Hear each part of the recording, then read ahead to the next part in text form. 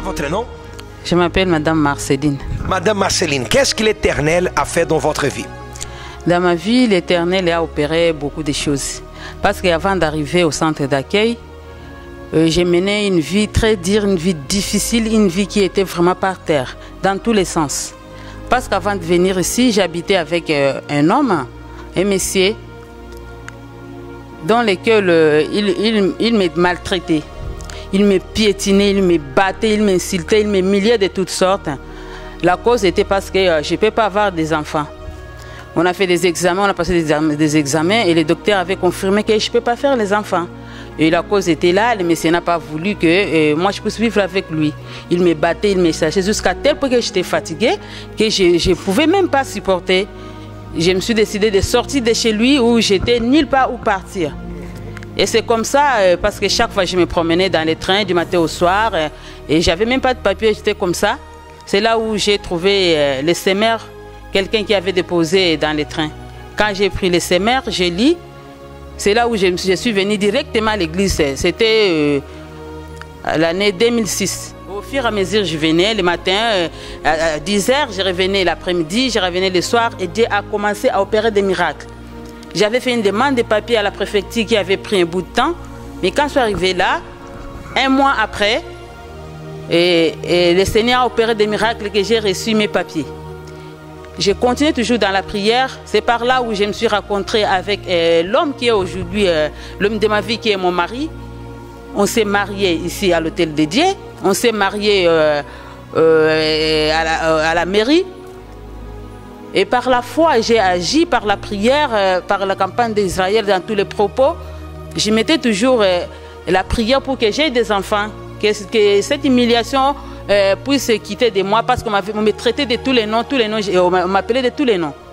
Et par la foi, aujourd'hui j'ai des enfants, des filles avec le Messie, ou des belles filles. Et ma vie sentimentale est bénie de tous les sens. Vous êtes marié ici sur cet hôtel? Sur cet hôtel d'Evry-Couronne. Et là, mon humiliation de ce côté-là, Dieu a fait grâce. Je ne suis pas humiliée, je suis contente, je me promène avec mes enfants comme je vais. Le mariage va bien? Le mariage est béni de tous les côtés, tous les sens, vraiment, c'est très bien. Tout cela par la foi. Tout cela par la foi, par l'enfant d'Israël, j'ai agi, je ne baissais pas les bras, je continuais toujours à prier. Et ce n'était pas que j'ai agi la foi directement à la campagne comme ça et Dieu a opéré. Non, j'ai fait les sacrifices, mais après je suis restée dans la présence de Dieu. Je suis restée dans la persévérance, dans la prière, je me suis donné corps et âme. C'est après la campagne d'Israël, et après 3 mois, 4 mois comme ça que Dieu a opéré des miracles. Et je suis tombée enceinte. Aujourd'hui, on est bien, on est là avec nos 2 enfants. Toute la famille à l'église. Toute la famille à l'église. Et le couple marche bien. Amen. Et à partir de là, j'avais laissé aussi mon fils au pays, qui habitait avec ma maman et ma petite sœur. Un autre fils? Un autre fils que j'ai eu avant. Et mon fils était là, je faisais le regroupement familial, j'ai demandé, mais on ne voulait pas m'accorder le regroupement familial. Et c'est comme ça que ma sœur a quitté le pays et avec mon fils jusqu'au Maroc. Quand ils sont arrivés au Maroc, ma petite sœur m'a appelé que j'ai trouvé quelqu'un qui peut t'apporter l'enfant. Quand il va venir, il va t'appeler, comme ça tu peux récupérer l'enfant à Espagne. Mon fils était arrivé, il n'y avait personne, il est parti se présenter à la police comme quoi je cherche ma maman qui est en France. Et on me dit, non madame, tu sais que l'enfant est mineur, il est livré par lui-même.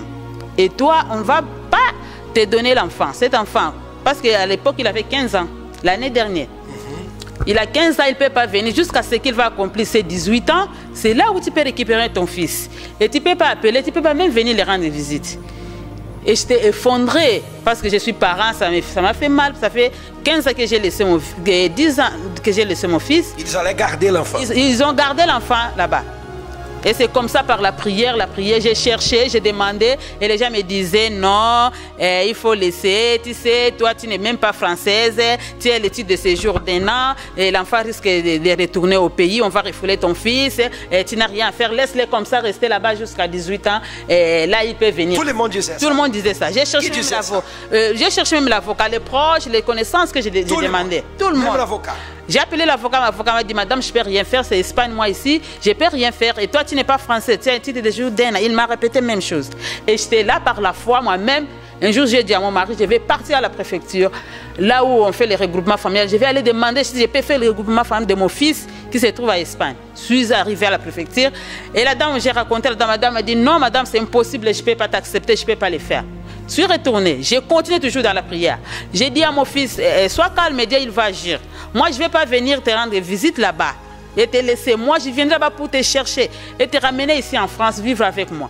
Et j'ai continué à persévérer dans la prière. La campagne d'Israël de l'année dernière, du mois de décembre, j'ai sacrifié. J'ai sacrifié pour mon fils. Mais le résultat n'était pas là tout de suite. Mais je n'ai pas baissé les bras. J'ai continué. Et à la préfecture, je suis retourné deuxième fois. La dame m'a refusé. Troisième fois, quatrième fois et la cinquième fois. La dame m'a accepté. Elle m'a dit, donne madame, donne-moi. Vous avez sacrifié, oui, mais vous avez persévéré. J'ai persévéré dans la prière. Vous avez agi dans la mairie, dans la commune, la foi, dans la préfecture. À la préfecture par la foi. Il vit avec moi. Et par la foi, j'ai agi. Et c'était comme ça. Il est à l'église aussi. Oui, il est à l'église, dans le groupe jeunes. Il est là tous les jours des groupes jeunes. Il est là dans tous les réunions. Amen. Et la dernière campagne? La dernière campagne, j'ai agi parce que depuis que je suis venue, le travail que je faisais, j'étais femme de chambre. Aller nettoyer les toilettes, il y a des fois, j'ai fait le ménage même dans des maisons de retraite et ça ne me plaisait pas. Et je le faisais seulement par contrainte et je parlais souvent quand je travaillais. Moi, je dis Seigneur, ça je ne vais pas. Parce que des fois quand j'arrivais, c'est toutes les femmes de chambre, on vous minimise, on voit même comme si vous n'avez même pas étudié, vous êtes dans des niveaux bas là. Je suis révoltée parce que je ne voulais pas cette situation.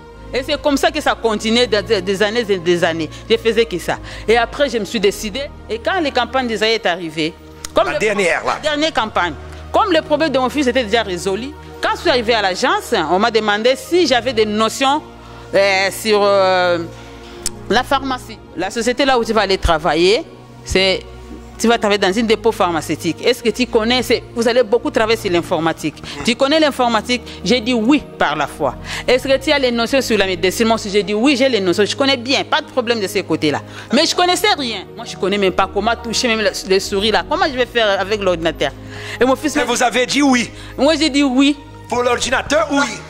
Pour la pharmacie, oui. Pour la pharmacie, j'ai dit oui. Pour l'ordinateur, j'ai dit oui. Alors le monsieur m'a dit. C'est par la foi. Vous avez dit par la foi. Par la foi, parce que je ne connaissais rien. Et quand je suis arrivée là, le matin, je me suis trouvée là perdue. Mais j'avais la foi.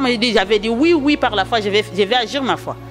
Et le directeur m'a demandé si je savais. Moi, il dit oui, je sais l'informatique, je connais tout. Il m'a dit d'accord, c'est pas grave, mais comme c'est le premier jour que tu es là, on va te montrer comment ça se passe ici jusqu'à midi. Et après midi, toi-même, après la pause, tu vas continuer. On m'a donné une dame qui me montrait, j'étais là, j'ai intercédé et j'ai regardé bien. Jusqu'à midi, après la pause, on m'a donné du travail pour faire. Et j'ai travaillé, ça bloquait un peu, j'ai demandé à la dame était gentille avec moi. Elle m'a dit si ça ne va pas, tu m'appelles. Parce que j'ai dépendé de son ordinateur. C'est comme ça, une semaine, 2 semaines après, 1 mois après, j'ai quand même eu la notion de travailler. Et c'est à ce moment-là que la campagne d'Isaïe est arrivée. Quand mon fils est arrivé, il me demandait, maman, il faut m'acheter ceci. Parce qu'il était arrivé tellement mince, les habits qui étaient vraiment bizarres, parce que là, on les donnait seulement les habits là que les gens portaient, ils laissaient. C'est là où on les donnait aux enfants. L'enfant était là maigri, les habits n'étaient même pas propres. Et il m'a demandé si je pouvais faire quelque chose pour lui, acheter les nouveaux habits, les nouveaux vêtements, et les baskets et tout ça. Moi, je lui ai dit non, moi, je ne paye rien.